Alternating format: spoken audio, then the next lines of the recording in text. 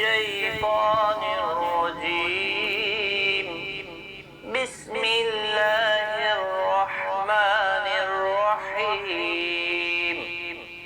يا أيها الذين آمنوا لا تلهكم أموالكم ولا أولادكم عن ذكر الله ومن يفعل ذلك فأولئك هم الخاسرون. وأنفقوا مما رزقناكم من قبل أن يأتي أحدكم الموت فيقول رب لولا أخرتني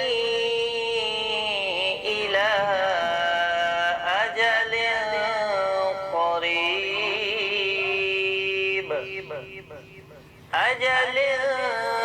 قريب فأصدق وأكن من الصالحين ولن يؤخر الله نفسا إذا جاء أجلها والله خبير بما تعملون. اے لوگو جو ایمان لائے ہو، تمہارے مال اور تمہاری اولادیں تم کو اللہ کی یاد سے غافل نہ کر دیں۔ جو لوگ ایسا کریں وہی خسارے میں رہنے والے ہیں۔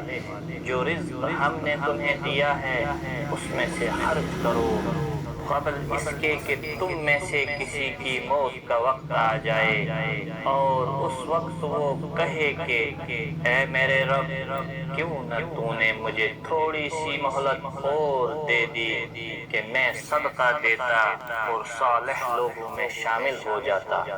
حالانکہ جب کسی کی مہلت عمل پوری ہونے کا وقت آ جاتا ہے تو اللہ اس کو ہرگز مزید مہلت نہیں دیتا، اور جو کچھ تم کرتے ہو اللہ اس سے باخبر ہے۔